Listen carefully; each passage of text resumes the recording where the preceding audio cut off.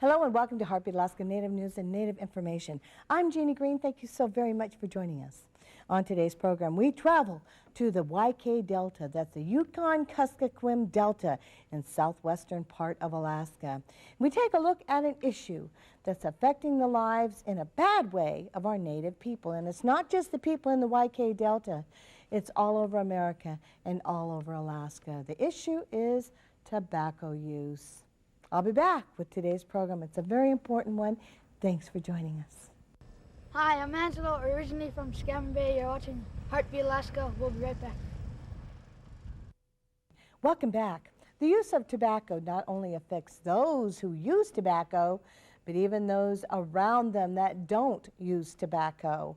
The effects are devastating, and today we meet a young man whose life has been drastically changed by his past tobacco use. And we also take a look at the history of tobacco use and Alaska Natives.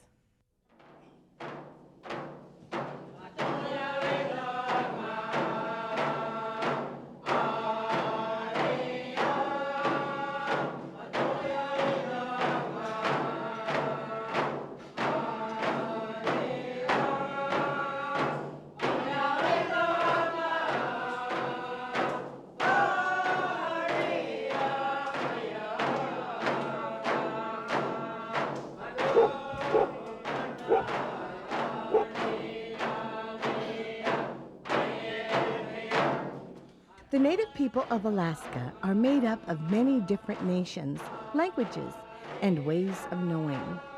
They all share one thing: survival in the rugged conditions of this great land called Alaska.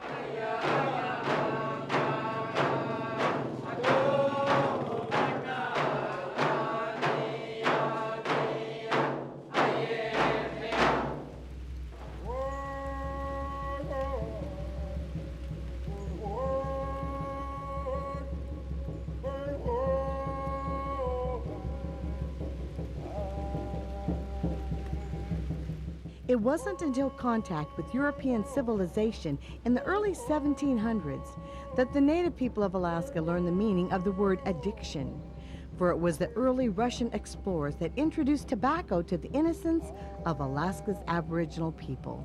Tobacco use was never in our culture. Our ancestors never used tobacco. It was unknown to them. It was introduced by explorers in the early 1700s, and by the late 1700s, Alaska Natives were addicted, and they could ask for tobacco by name. That's what one of the explorers wrote. And from the logs of English explorer Robert F. Spencer was written, "Nearly everyone used tobacco in some form, including the children. Besides smoking, many chewed the leaves." Explorer Captain Beechey wrote, "The northern Eskimos generally smoked a short pipe, while some to the south of Bering Strait chewed tobacco, and the St. Lawrence Islanders took it as snuff." Countless other logs of explorers explain how tobacco was commonly used as means of trade, payment, and reward. Today, however, tobacco has evolved into a social function, with children of all ages using tobacco regularly. To many of the people of rural Alaska, tobacco, in many forms, has been accepted into their culture.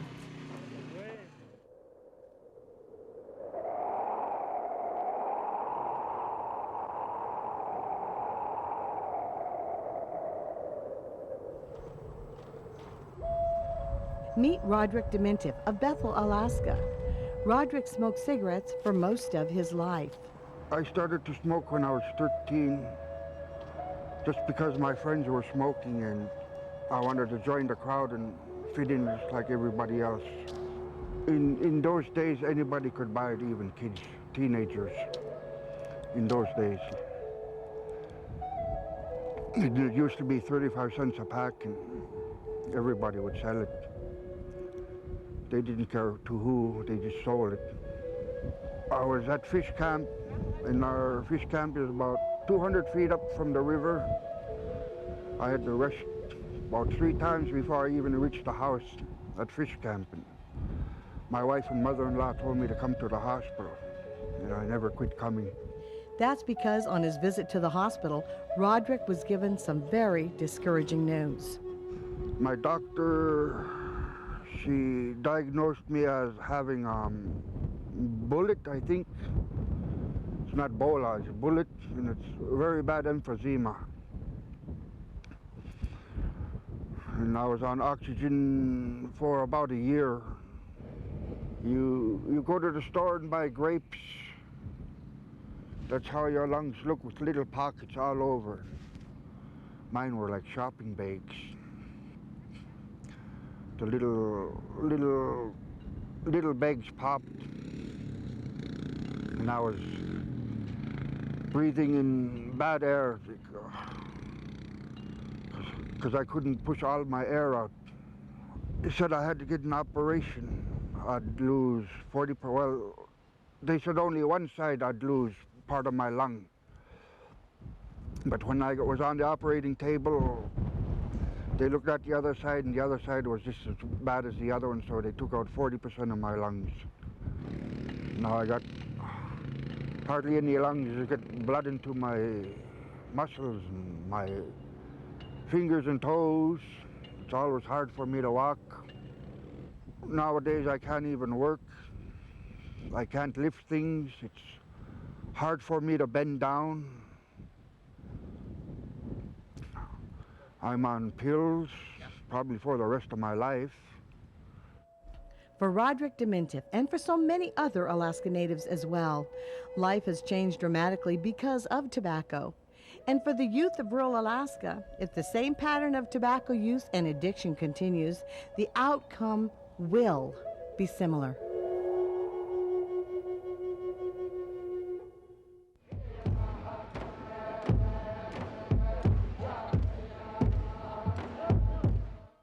Welcome back. Do you see this? In southeast Alaska, it's called bear bread. In other parts of the state, they have different terms, but in the YK Delta, it's punk ash, and it's the source of what they call ikmik. We take a look at ikmik in this upcoming segment. Also, tobacco use is growing all over the state, particularly among our youth, and we'll take a look at how it's affecting our Native youth.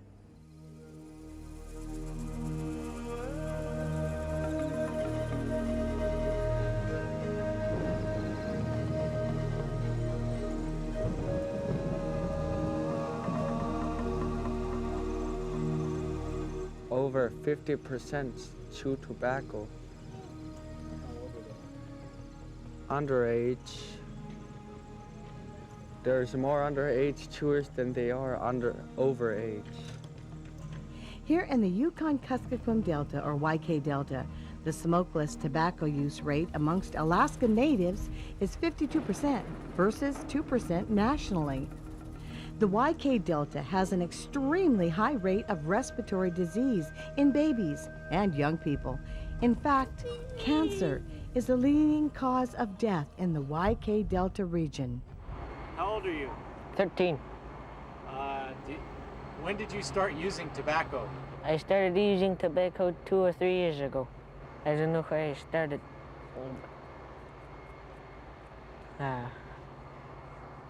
When I tried tobacco the first time when I think I was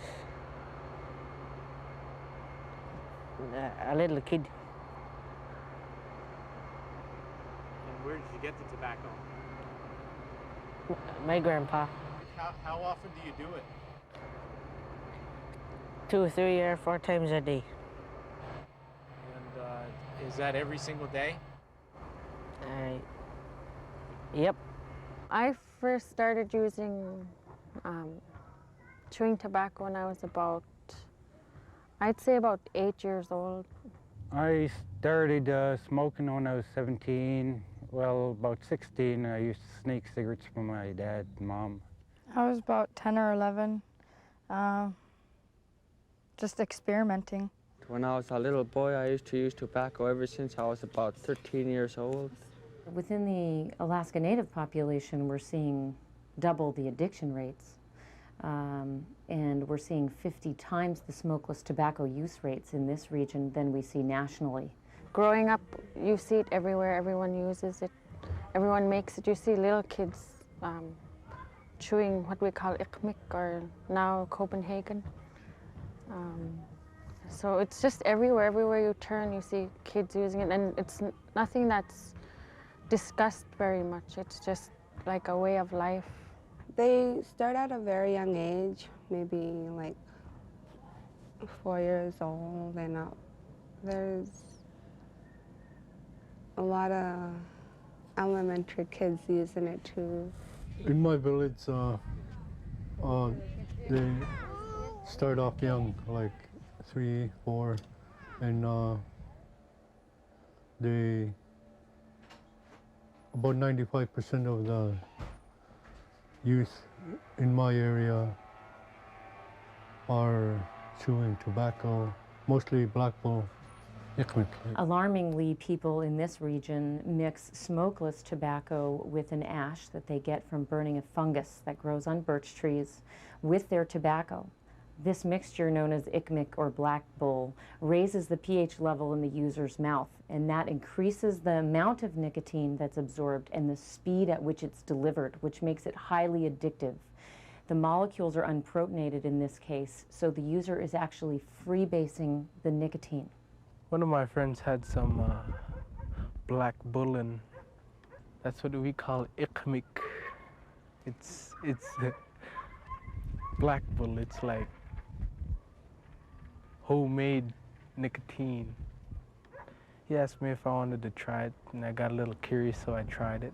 Sometimes they don't have to spend money on tobacco. They get it through other people, their parents, friends.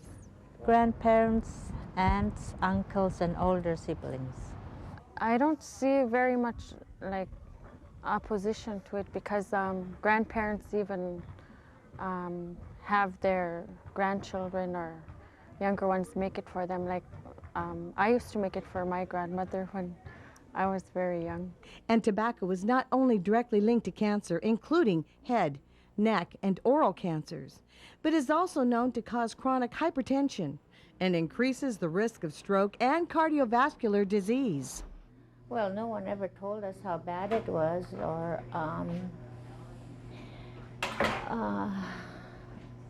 everyone did it. And it was never looked at as a bad thing. It was like adults could see you smoking and wouldn't care. They'd even offer you cigarettes when you were little. Well, the elders themselves use tobacco. Their kids use tobacco. So, you know, a lot of the kids feel that it's okay, it's right for them to use tobacco. I guess they didn't know it was harmful to them. Nobody knew. We didn't know, parents didn't know. And when young people like myself, I started experimenting at an early age, and when children become hooked, they start giving them tobacco, buy them tobacco. They say that if you don't give them permission to use tobacco, they could start stealing to support their habits. I'd say about 60% of our shoplifting cases in all the stores they are trying to steal tobacco. And every single burglary in a store that I've worked on, that my officers have worked on, has involved theft of tobacco. Oh, this is a brand new one from today. Carrie Enoch is a nicotine dependence treatment counselor for the Yukon-Kuskokwim Health Corporation in Bethel, Alaska. Carrie is a success story in the sense that she went from chewing tobacco to counseling those who want to become tobacco-free. I started experimenting with tobacco when I was about 8 years old. At my first prenatal, the doctor I saw asked me if I used tobacco, and I said yes, and she told me that tobacco could harm my baby. I wanted to have a normal, healthy baby, a smart child. That was my reason for quitting. Unfortunately, quitting tobacco use during pregnancy is not the common practice. In fact, YKHC research of medical charts shows that 82% of pregnant women in the YK Delta region use tobacco. 61% of those women use ICMIC, or a commercial brand. It is a popular belief that ICMIC is safer than commercial tobacco because it comes from nature and is not treated with chemicals or preservatives. This perception that ICMIC is safer or healthier is simply not true. No tobacco use is benign. Actually, when used as indicated, tobacco is the only product sold in the United States that kills. The health risks to that young person, the chances of premature death, complications with respiratory illnesses, cancer, and so on. It's absurd that anybody would want to encourage young people to take up the habit and become addicted to nicotine.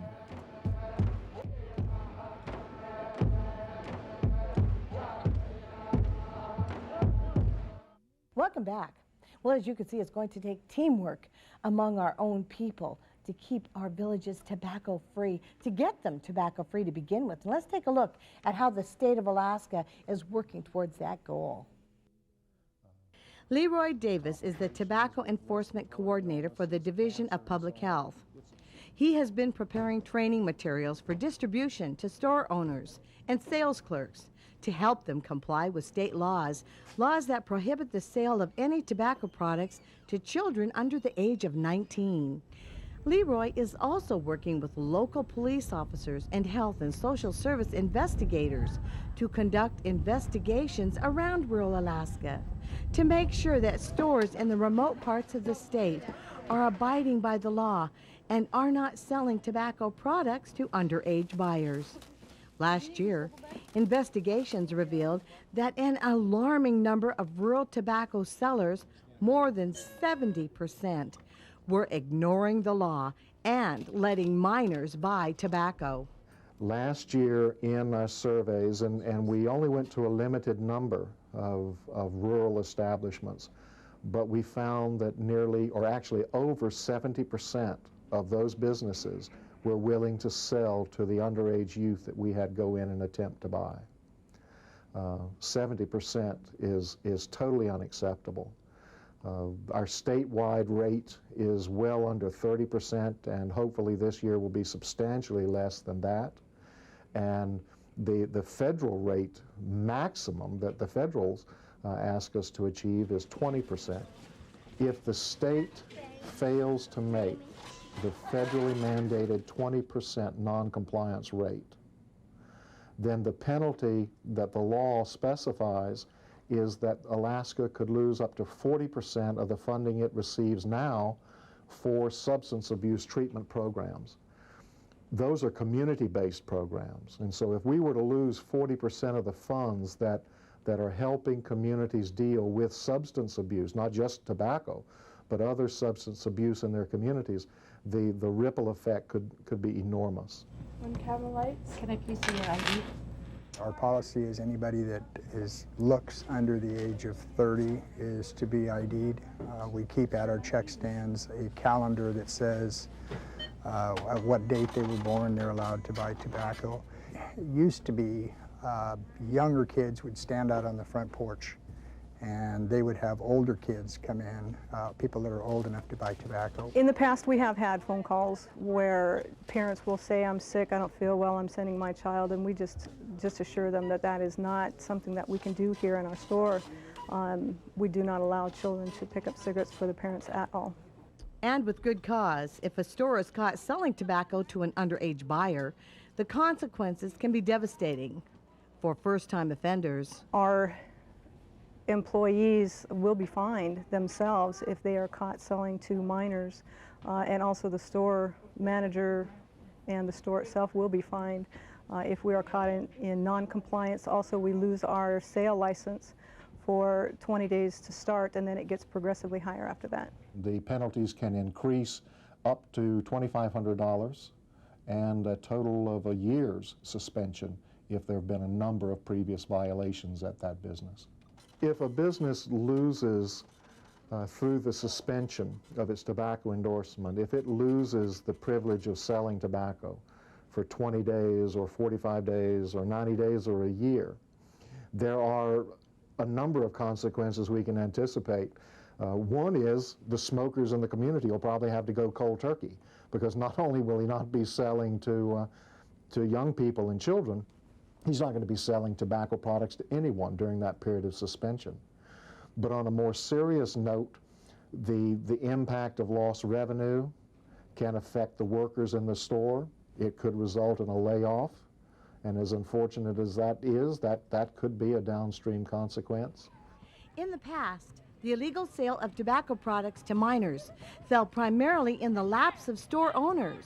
But nowadays, with the realization of the enormously devastating effect tobacco has on health, it is becoming clear that the responsibility of keeping tobacco away from the kids belongs to the communities, to the store owners, the moms and dads, the grandparents, our elders, the ones who should know better. Let's understand the responsibility that the business person has. Let's understand the responsibility that the adults in a community, parents, uncles, aunts, neighbors, older brothers and sisters, we all have a responsibility to see that these kids get a chance to reach adulthood without developing the addiction to nicotine or being subjected to the potential health hazards. And it's also a responsibility that law enforcement in these rural villages is working to take control of. Here in the police department, we do cite minors in possession of tobacco.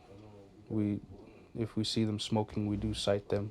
If we find out that they're chewing, we do give them the citations. But handing out citations is only one small part of a bigger answer to the problem at hand. Understanding the very real and very frightening health consequences of tobacco use is the prevention medicine for this addiction that has stolen the vitality of the native communities of rural Alaska. Well, the first thing that we need to do is we need to start educating the kids. I mean, not just sticking a 1-hour class every year on tobacco use. I mean, start it from, Head Start, kindergarten, first grade. Start it when they're young so that when you teach it to them, they remember. Education for both adults and children is perhaps one of our strongest tools as Alaska natives. It will take time and patience, but with the dedication of our elders, adults, youth, and agencies, together we can return abstinence from tobacco to tradition.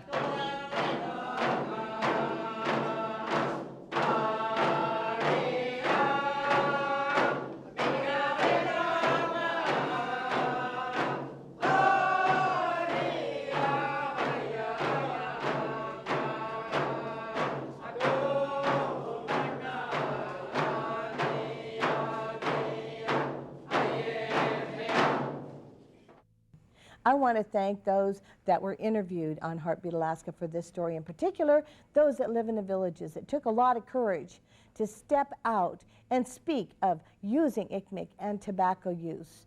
It took a lot of courage because on television everyone sees that. These are the type of people that are my heroes, people that want to affect change in the lives of others, even through demonstration of their mistakes. And again, thank you so much for helping Heartbeat Alaska and to our viewers. We really appreciate that. And I appreciate you. Thank you for joining us. Join me again next week for more Native news and information. I'm Jeannie Green. God bless every single one of you.